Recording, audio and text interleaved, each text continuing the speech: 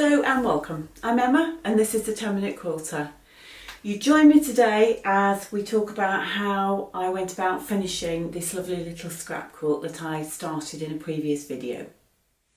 So I thought we'd talk through how I go about trimming up my quilts once they're quilted. So this has come off the frame and you can see that I have got my excess wadding and backing going all the way around it. So now I'm going to trim this up so that it's nice and neat and tidy so that I can put my binding on. Some long armers do put the binding on when it's still on the frame, but I've never tried that, so I've got no idea how that would work. So this is how I normally do it. Now this is quite a small quilt, so I'm going to do this on the top of my table, but I have to admit normally I get down on my hands and knees on the floor with a big cutting mat because I find it easier to do it that way. But I have to admit it's not very easy on the knees.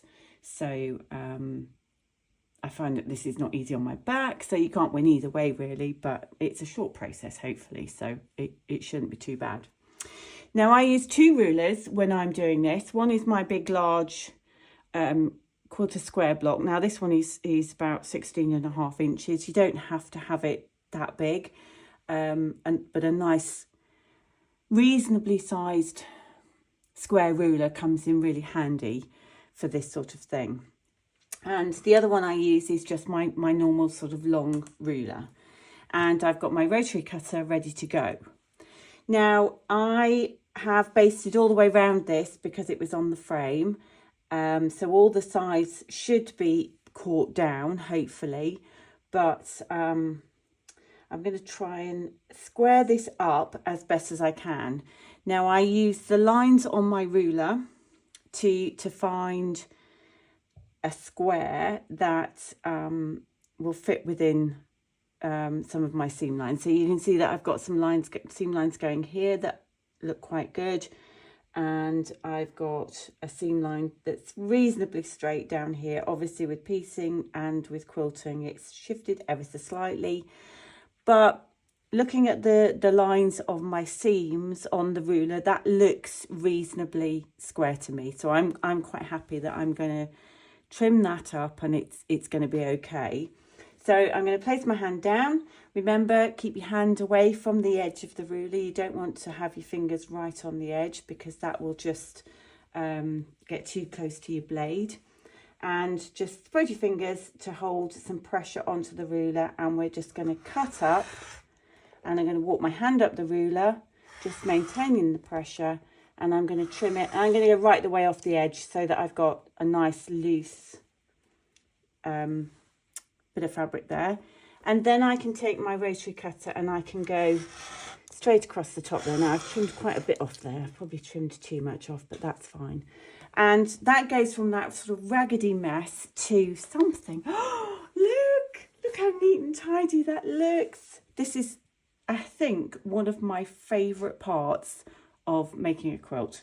It just goes from being that sort of raggedy mess to looking pristine and neat and tidy. Look at that, it looks amazing. So that's one corner of my quilt done. So what I'm going to do now is I'm just going to turn it round to another corner, and I'm going to do exactly the same thing. And I'm going to take my big ruler, and I'm just admiring my lovely meander. I'm so pleased with the meander on this. It's come up really nicely. And I'm just going to do exactly the same process. So I'm going to find a line on my ruler and just sort of try and line it up best as I can with the seams of my quilt top, like so. That looks nice. I'm very pleased with that. Release my blade, push up, walk your hand up, completely off the edge, cover your blade while you're moving things around. Always make sure that you cover your blade when you're not using it, or even in this sort of process, because you could get interrupted and just put it down and walk away, leaving the blade exposed. So I always try and cover my blade as soon as I've finished cutting. And I will then go round and complete all four corners usually before I go any further, but just to show you this is the first corner that I did. This is my second corner. And then I can just take my long ruler and place that down.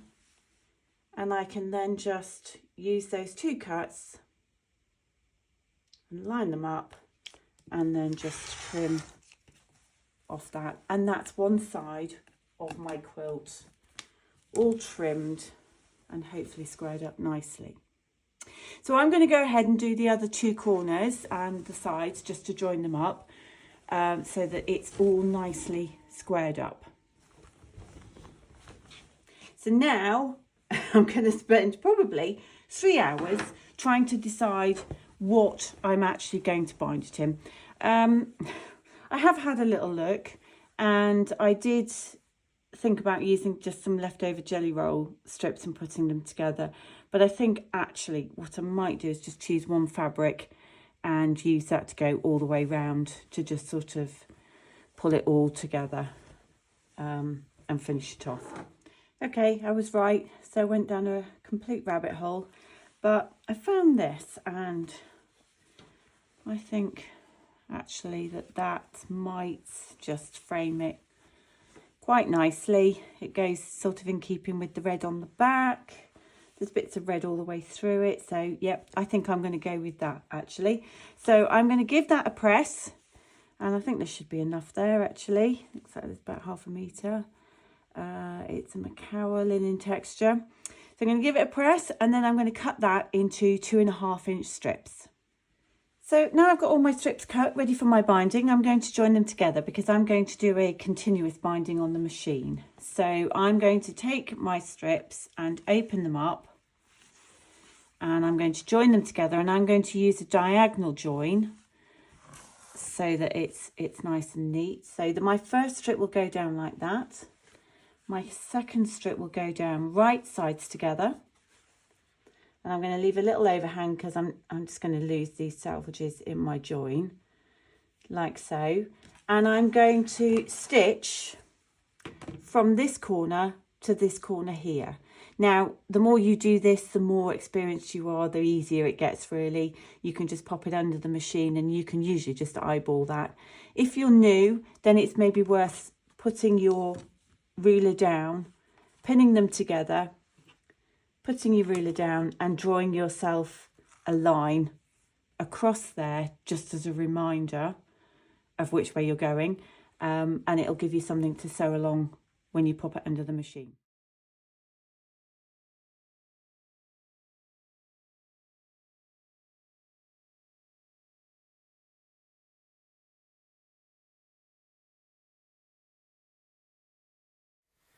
And here it is, all finished, binding on. I attached the binding to the back of the quilt and then flipped it over to the front, and then did a line of machine stitching to secure it down from the front. But I'm really pleased with it. I think it's come out very nicely, and I think that somebody will love it, hopefully, and get a lot of joy out of it. So I'll try and get some better photographs, but yeah, very pleased with it. Turned out very nicely. So that's all done. Ta-da! Right, so that's 3 weeks in a row, people. 3 weeks in a row, but all good things must come to an end, I'm afraid. I'm going away for a few days, going over to Wales. Walking, which will hopefully be very nice, but obviously that depends rather heavily on the weather. So I can categorically say that there will be no video next week for that very reason.